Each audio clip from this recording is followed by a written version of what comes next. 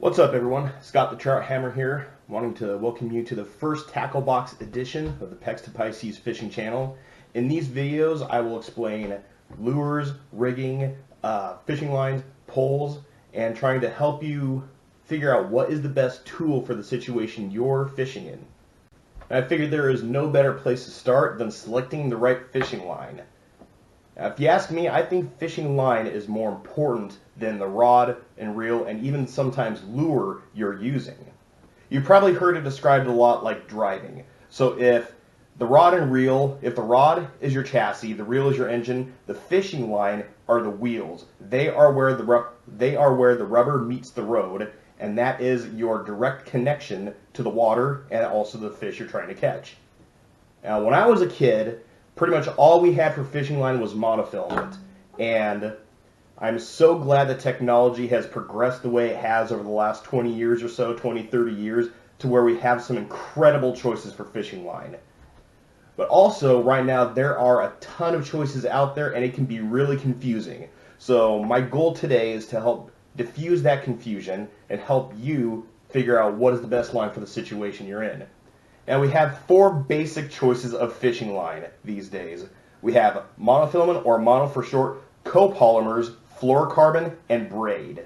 And each fishing line has its advantages and its disadvantages based on the current conditions for fishing. So let's start with probably the most basic one, monofilament. Monoline is comprised of one fiber of plastic. That's why it's called monofilament. One fiber, one filament, monofilament. And it's usually nylon, silicone, what have you.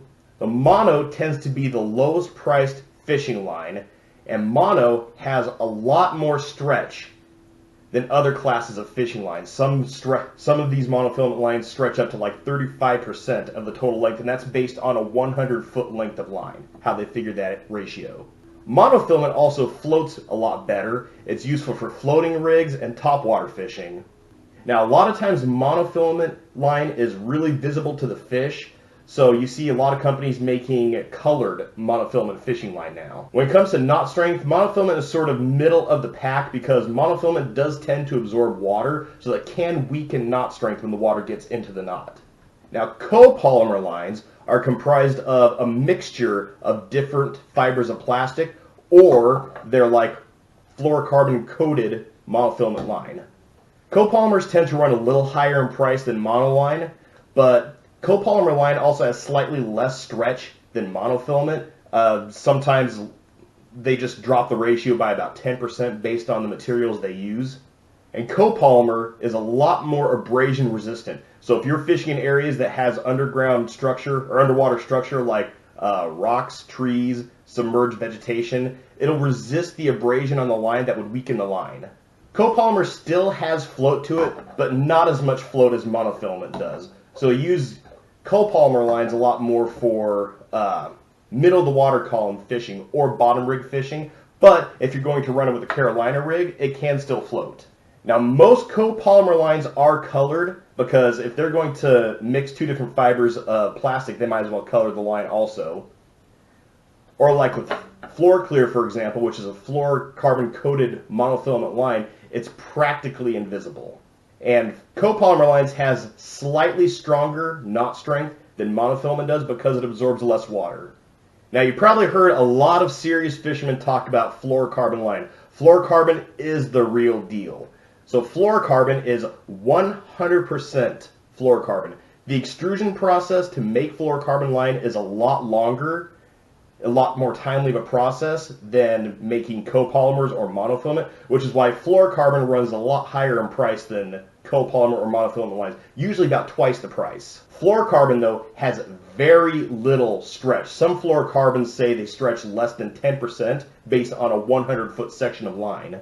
Fluorocarbon is also very dense. It doesn't float, it cuts through the water column, which is good for bottom fishing. One of the best attributes fluorocarbon has is it has the same refractive index as water. So it does not let water penetrate into the fishing line to make the line visible. Underwater, fluorocarbon line is 100% invisible. Also, with fluorocarbon being as dense as it is of a fishing line, It resists abrasion a lot better than even copolymers and monofilaments do, but also has tremendous knot strength because it actually cuts into itself. It's almost like a string of fiberglass.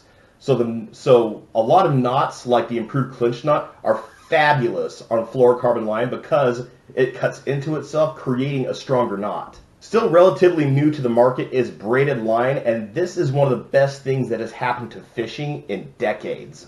Now, braid is basically rope. It's woven strands of fibers, creating an incomparably strong fishing line. The braid is pretty similar to price as fluorocarbon, but tends to run a little bit higher. Now, braid has virtually no stretch at all, giving you the most sensitive bite detection. Now, at higher tests, braid can float, but at lower tests, it also can sink. It does do basically both things. Now, braided line boasts the strongest knot strength. Because it's rope, it doesn't allow water to penetrate the line in the least. Braid's biggest advantage is its strength to diameter ratio. This 50-pound test line has the same diameter as 12-pound monofilament. And for example, 20-pound braid has the same diameter as 6-pound test monofilament. And braid is also the most abrasion-resistant line there is. On one of my fishing poles, I've got 20-pound braid that I've had on there for years, and it hasn't even shown the slightest bit of wear. And I use that pole a lot to fish. But braid's biggest disadvantage is it is highly visible in the water to fish because it's a rope. There are situations where if you're fishing in pretty turbid or muddy or stained water, you can still use braid effectively, tying your lure directly to braided line, but in most situations the fish can see the braided line. Which is why a lot of times you'll see fishermen using braid as a main line and then something like fluorocarbon or a copolymer as a leader to connect the braided line to the lure and still get that invisibility to the fish.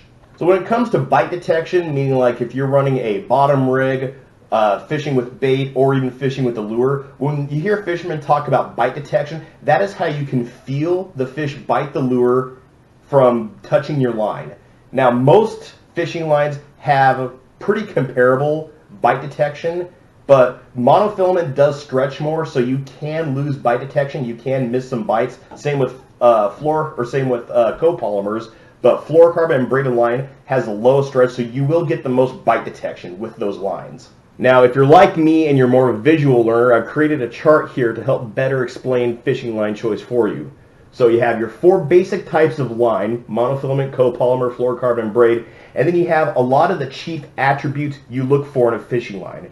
If you want your fishing line to float, monofilament has that in spades. Copolymers, pretty comparable in float, but not as well as monofilament, and also braid, situational, can float. Fluorocarbon is not something you want to use if you're looking for floating line. When it comes to stretch, also monofilament has that in spades. Copolymer, not as much stretch, but does stretch a little. Fluorocarbon and braid does not stretch at all. When it comes to visibility, monofilament, not as much, but they do make clear lines or colored lines with monofilament, so it can be less visible to the fish. Same with copolymers. Fluorocarbon is the best when it comes to invisibility. Braid, obviously the worst. Next, for abrasion resistance, monofilament, being a soft line, does abrade and also does tend to snap and break around structure more than the other lines do. Copolymer is a lot stronger because of the mixture of fibers, and fluorocarbon and braid the strongest against abrasion and stretch. And then knot strength. Monofilament, any knot works really good on monofilament. If you want my biggest recommendation, I'd say use a Palomar knot. When you fish with monofilament, it's almost indestructible at that point.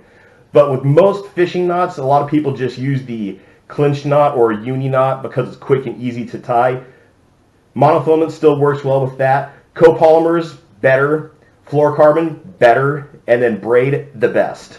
Well guys, I hope you enjoyed this video. I'm going to be doing a lot more videos in this tackle box series. If you guys found this video helpful, do me a favor and leave a like on your way out. Also, don't forget to subscribe. If you have any questions, leave those in the comments and I'd be happy to answer them for you. Once again, I'm Scott the TroutHammer here for Pex to Pisces Fishing, and as always, tips up, tight lines, have fun fishing.